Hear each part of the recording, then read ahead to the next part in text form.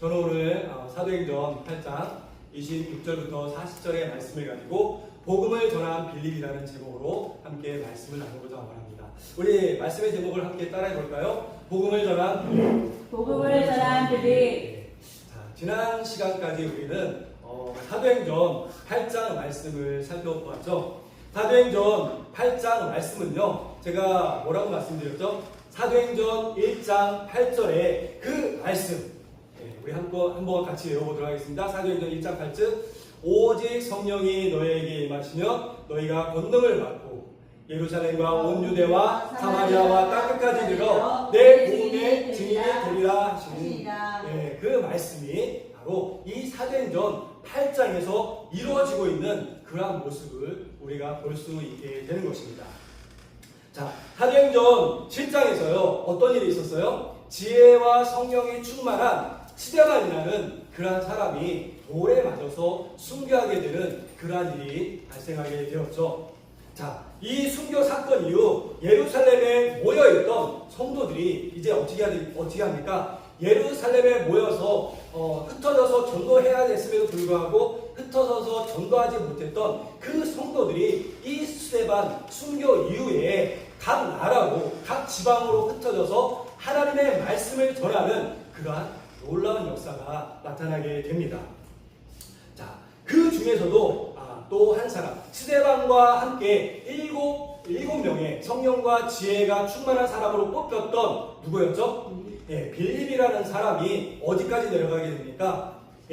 사마리아라는 그러한 지역까지 내려가서 하나님의 말씀을 전하게 되는 그러한 모습을 보게 됩니다. 자, 이 빌립이 사마리아 땅에 내려가서 하나님의 말씀을 전하고 하나님의 놀라운 기적과 표적을 보여줬더니 어떻게 됐어요? 사마리아에 예수님을 믿는 사람들이 점점 더 늘어나고 사마리아 땅에 부흥의 역사가 일어났다라고 말씀해주고 있습니다. 자, 이렇게 부흥의 역사가 사마리아 땅 가운데 일어나는 가운데 어떤 일이 발생했냐면요, 빌립에게 오늘 말씀해 보니까 26절에 보니까 누가 찾아옵니까? 주의 사자가 빌립에게 찾아왔다라고 말씀해주고 있습니다.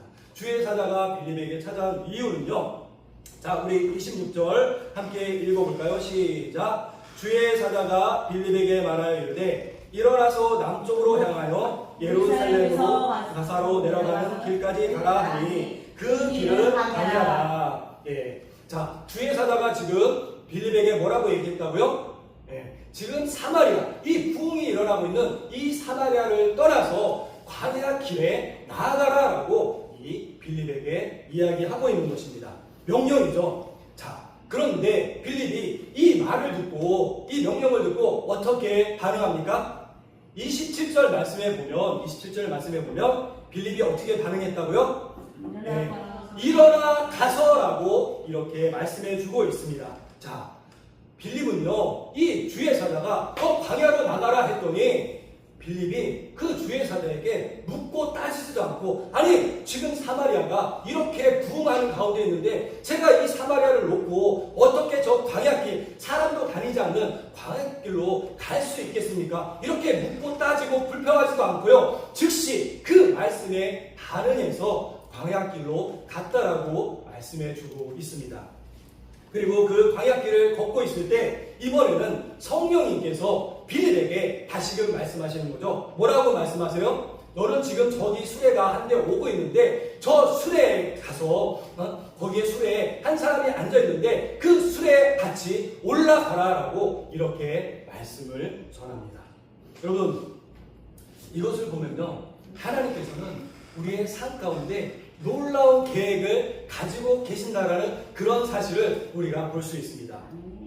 때로는 우리가 이해할 수 없는 그러한 길로 우리를 하나님께서 인도해 주시기도 하지만 악을 골짜기, 정말 눈물의 골짜기, 그 십자가의 길로 하나님께서 때로 우리를 인도해 주시기도 하지만요, 하나님께서 그 인도해 주시는 길 가운데서 우리에게 무엇을 보기를 원하시는 거예요? 빌립처럼 따지지도 묻지도 않고 바로 순종하는 그러한 모습을 우리에게 보기를 원하시는 줄 믿습니다. 여러분, 이렇게 빌립이 광야길을 걷다가 이렇게 수레에 가까이 다가갔을 때 그 수레에 누가 타고 있는 모습을 보았습니까? 오늘 말씀해 보니까 바로 에디오피아에서 왔던 고위 관료 여왕 간다게의 모든 국고를 맡고 있는 내시를 보게 되었다라고 말씀해주고 있습니다. 요즘으로 치면요 거의 재무부 장관에 이르는 그러한 직책에 있는, 그러니까 권위도 높고 부도 거머쥐고 있는 그러한 사람을 보게 된 것이죠. 그런데 이 높은 에디오피아 내시가 지금 수레에서 무엇을 하고 있었다고요? 예루살렘의 그 에디오피아에서 예루살렘까지 가서 그 예루살렘에서 하나님을 예배하고 돌아가는 그 길 가운데 수레에서 하나님의 말씀을 읽고 있었다라고 이렇게 말씀해주고 있습니다. 자, 이것이 무엇을 의미하는 것일까요? 그는 단순히 종교적인 의미를 위해서 예루살렘에 가서 예배를 드리고 온 것이 아니라 진정한 하나님을 찾기 위한 마음을 가지고 그 먼 에디오피아에서 그 예루살렘까지 가서 하나님을 예배하고 돌아오는 길이었다라고 말씀해 주고 있는 것입니다. 에디오피아에서요 그 예루살렘까지 거리를 측정해 봤더니 약 1500km 정도 되었다라고 이렇게 학자들이 이야기하고 있는데요, 1500km를 비행기를 타고 간 것도 아니고 소들이 이끄는 수레를 타고 갔을 때 여러분 얼마나 걸렸는지 아세요? 얼마나 걸렸을 것 같아요? 한 달 이상은 걸렸을 것입니다. 그렇게 머나먼 길을 그가 어떤 마음을 가지고 갔어요? 하나님을 만나고자, 하나님을 찾고자 하는 그 마음을 가지고 예루살렘에 가서 하나님을 경건하게 예배하고 다시금 에디오피아로 돌아가는 길 가운데 하나님의 놀라운 은혜의 역사를 잊게 된 것입니다. 자, 빌립이 이렇게 수레에 가서 가까이 보니 내시가 읽고 있는 그 말씀이 있었는데요. 어디에 말씀을 읽고 있었습니까?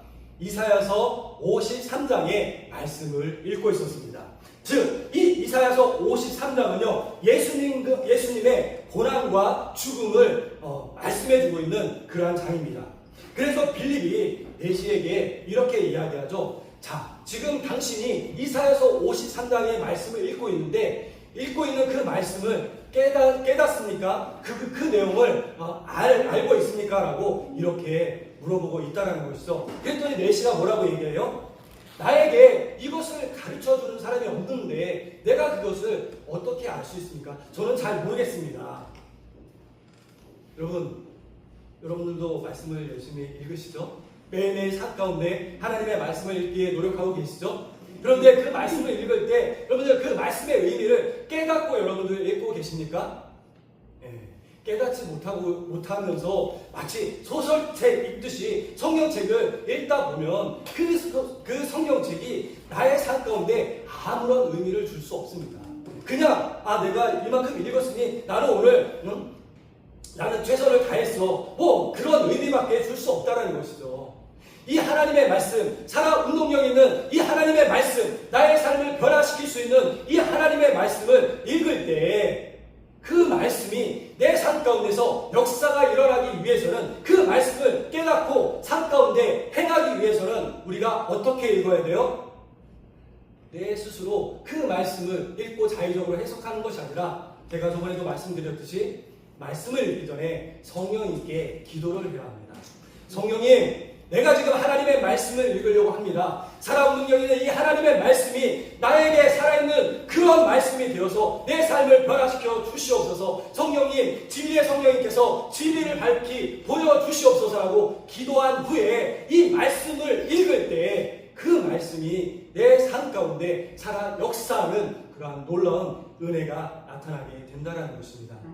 그러므로 여러분들 항상 말씀을 읽으실 때 먼저 성령께 간구할 수 있는 저와 여러분들 되어주시기를 바랍니다.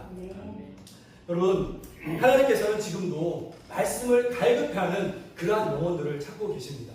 여러분들 말씀을 읽을 때 그 말씀의 갈급함을 갖고 여러분들 말씀을 읽고 있습니까? 그 말씀에서 하나님이 오늘도 나에게 무엇을 말씀하시지? 내가 이 말씀대로 어떻게 오늘 하루를 살아갈 수 있지? 그 갈급함을 가지고 여러분들 말씀을 읽을 때 그 말씀이 나의 말씀이 되어지는 것이고, 그 말씀을 통해서 내 가정이 변화되어지고, 이 사회가 변화되어지고, 정치가 변화되어지고, 온 세상이 주님 앞에 돌아오는 그러한 놀라운 믿습니다. 아멘. 여러분, 우리는 항상 말씀을 경건한 자세로 대해야 될 줄 믿습니다. 이러한 내시의 겸손한 요청에 빌립은 수레에 올라서 내시의 옆에 앉았습니다. 그리고 내시가 읽고 있던 이 이사야 53장의 말씀을 빌립이 풀어서 설명을 해주죠. 뭐라고 설명을 해줘요? 당신이 읽고 있는 이 이사야 53장 7절부터 8절의 말씀은 바로 예수 그리스도에 관한 말씀입니다. 이사야 53장 3절 말씀에는 이렇게 되어 있습니다. 그가 찔림은 우리의 허물 때문이요 그의 상함은 우리의 죄악 때문이라. 그가 징계를 받음으로 우리는 평화를 누리고 그가 채찍에 맞음으로 우리는 나음을 받았도다라고 이사야서 53장 3절에서는 말씀하고 있습니다. 당신이 읽고 있는 이 성경 말씀은 예수 그리스도께서 우리를 위해서 이 땅에 오셔서 우리를 위해서 대신 채찍에 맞으시고 십자가에 못 박혀 죽으신 후에 3일 만에 부활하셨습니다.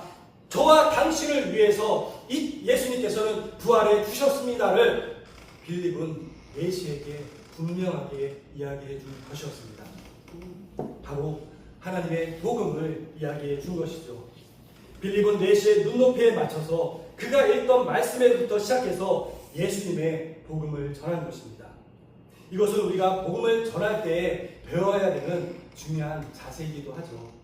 상대방의 상황과 필요를 이해하고 그에게 가장 적절한 방법으로 우리가 복음을 전할 때 그 복음이 그 사람 마음 가운데 심겨서 그 사람의 삶의 변화를 이뤄낼 수 있다라고 말씀해 주고 있는 것입니다. 여러분, 말씀의 능력은요 얼마나 대단한지 이 빌립의 이 말씀의 전도함을 듣고서 내시의 마음이 열렸을까요? 안 열렸을까요? 여러분들 지금 마음이 열려 있습니까? 안 열려 있습니까? 이 빌립의 이 말씀을 듣고서요 내시의 마음이 활짝 열렸습니다. 빌립의 설명을 듣는 동안 내시의 마음속에는 믿음이 쑥쑥 자라나기 시작했다는 거죠. 30배, 60배, 100배로 자라나서 그 말씀에 결실을 맺게 된 것입니다. 그래서 내시가 길을 가다가 물이 있는 곳에 이르렀을 때 8장 36절에서는 이렇게 말씀하고 있습니다. 다 같이 8장 36절을 함께 읽어보도록 하겠습니다. 시작. 길 가다가 물 있는 곳에 이르러 그 내시가 말하되 보라 물이 있으니 내가 세례를 받음에 무슨 거리낌이 있느냐. 아멘. 네. 뭐라고 얘기하는 거예요? 내가 지금 예수 그리스도의 복음을 들었더니 내가 예수님을 믿지 않고는 배길 수가 없습니다. 내가 예수님의 그 세례를 받지 않고는 배길 수가 없습니다. 저에게 세례를 베풀어 주실 수 있습니까? 라고 빌립에게 이렇게 이야기하고 있는 것이죠. 빌립이 세례를 받으라고 강요한 것인가요? 아니죠. 빌립이 세례를 받으라고 강요한 것도 아닌데 이 내시 스스로 믿음이 자라나서 빌립에게 세례를 요청했다는 사실입니다. 그리고 37절에 우리가 가지고 있는 개역 개정 성경에는 사실 지금 보시면 알겠지만 없음이라고 이렇게 나와 있습니다. 그러나 현대인의 성경에 보면요 37절에서 빌립이 이렇게 이야기를 합니다. 빌립이 내시에게 만일 온 마음으로 믿으면 세례를 받을 수 있습니다라고 이렇게 빌립이 내시에게 이야기하자 내시는 내가 예수 그리스도가 하나님의 아들이심을 믿나이다라는 이러한 신학의 고백을 한다라고 현대인의 성경에서는 말씀해주고 있습니다.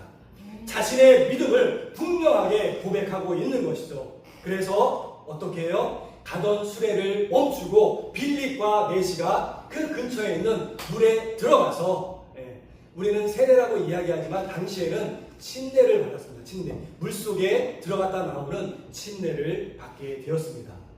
여러분, 이것은 무엇을 보여주는 것입니까? 바로 그 즉시 그 내시가 하나님의 은혜를 받은 그 즉시 하나님의 말씀에 순종해서 세례를 받았다라는 것을 의미해 주고 있는 것입니다. 이 내시는요, 내가 나중에 예루살렘에 다시 왔을 때 세례를 받으면 되지. 내가 지금 이 높은 지위에 있는데 내가 꼭 세례를 받아야 돼? 이렇게 머뭇거리지 않았어요. 하나님의 말씀이 그 마음 가운데 심겨져서 은혜를 받았을 때 그 내시는 즉시 순종해서 세례를 받기를 원했고 또 하나님의 세례를 받았다라고 오늘 본문에서 말씀해주고 있는 것입니다. 믿음이 있는 사람은 이렇게 하나님의 말씀에 즉시 순종하는 법입니다. 우리가 예수님을 믿고 구원받았다면 그 믿음은 우리의 삶 속에서 구체적인 행동으로 나타나게 되어 있는 것입니다. 여러분들 예수님을 믿고 있습니까? 예수님은 나의 삶의 구조로 믿고 계십니까? 그러면 우리의 삶 가운데 구체적인 행동이 나타나야 될 줄 믿습니다. 말씀을 읽지 않았던 사람이 말씀을 읽고, 기도하지 않았던 사람이 기도를 하고, 전도하지 못했던 사람이 전도를 하는 이런 구체적인 행동이 나타날 때 그 사람이 참된 그리스도인요, 그 안에 살아계신 성령님이 계시다라고 우리는 말씀할 수 있는 것입니다.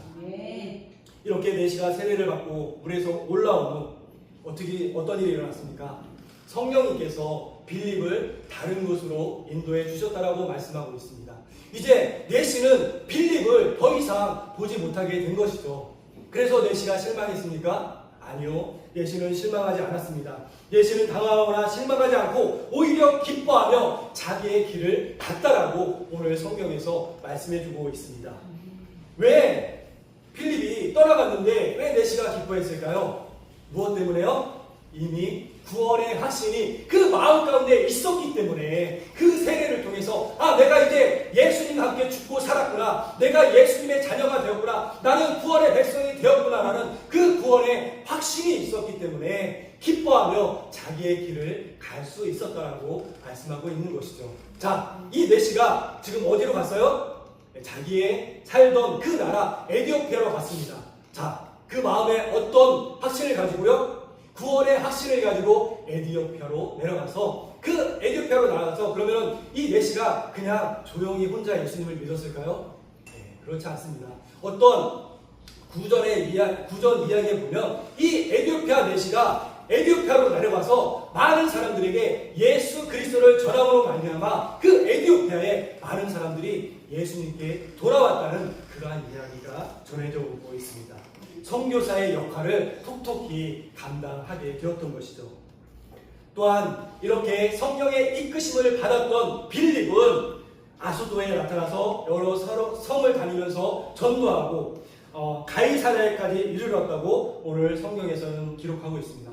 빌립 또한 복음 전도자의 이 사명을 끝까지 잘 감당하고 하나님의 맡겨주신 그 사명을 완수하기에 노력하는 그러한 모습을 우리가 볼 수 있게 되는 것입니다.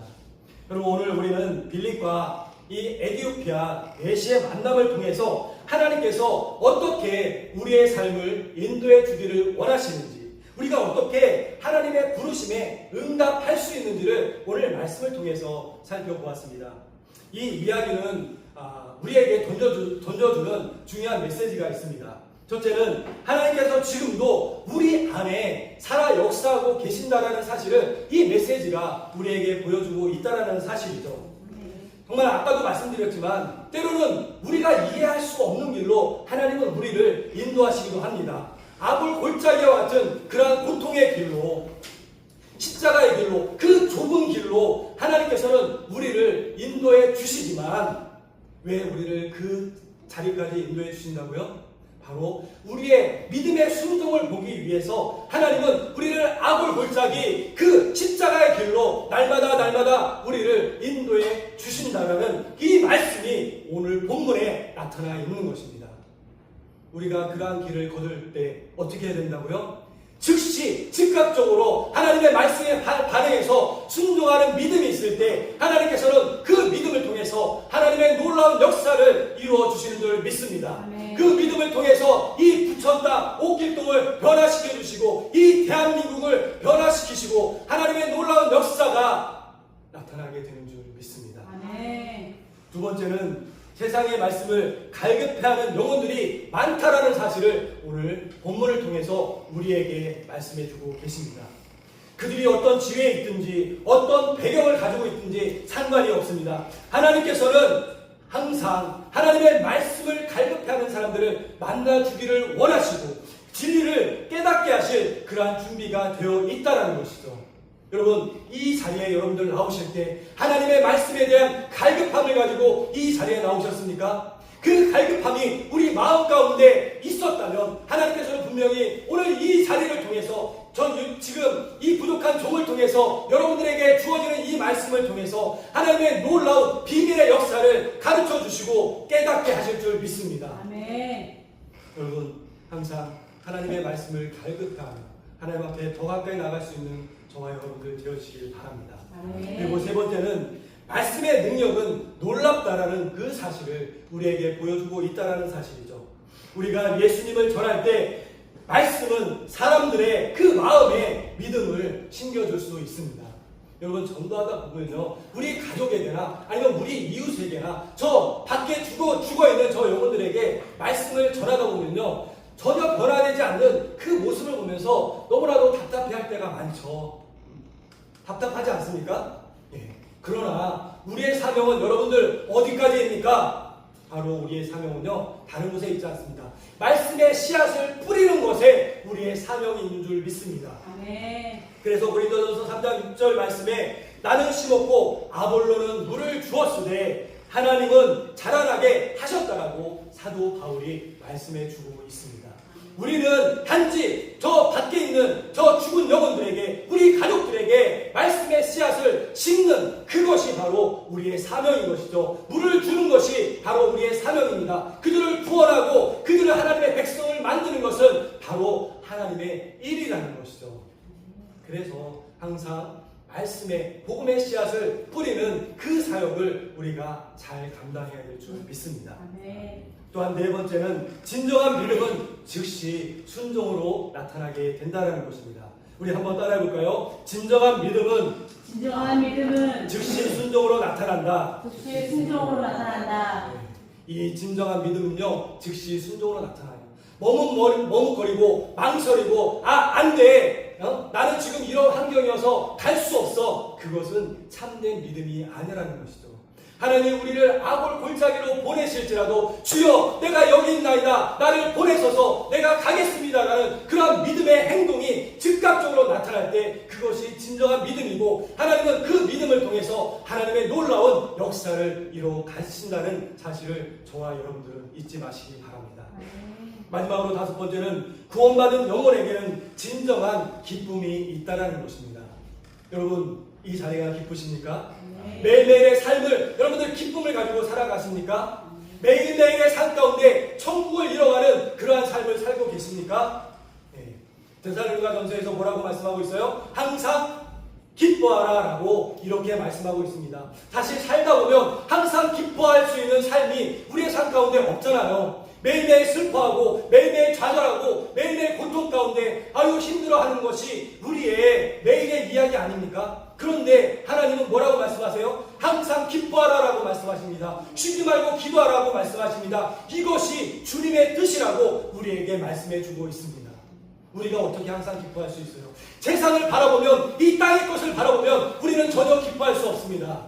그러나 우리가 이 땅의 것이 아닌 하늘의 것을, 하나님을 바라보게 되면 우리가 그 안에서 기쁨을 찾을 수 있고 그 안에서 천국을 이뤄가는 그러한 삶을 살아갈 수 있게 되는 것입니다. 네. 여러분 지금부터 천국을 이뤄가는, 기뻐할 수 있는 삶을 살아갈 수 있는 저와 여러분들 다 되어주시기를 바랍니다. 아멘. 혹시 지금 여러분의 삶 속에서 하나님의 음성을 듣고도 망설이는 분이 있습니까? 이 시간 내 마음을 내려놓고 하나님만을 바라보며 전도자 빌림처럼 하나님을 담대히 증거하며 살아갈 때 하나님께서 여러분들의 삶을 책임져 주시고 여러분들의 삶 가운데 하나님의 놀라운 은혜의 역사를 베풀어 주실 줄 여러분들 믿으시기를 주님의 이름으로 간절히 축원을 드립니다. 아멘. 함께 기도드리겠습니다.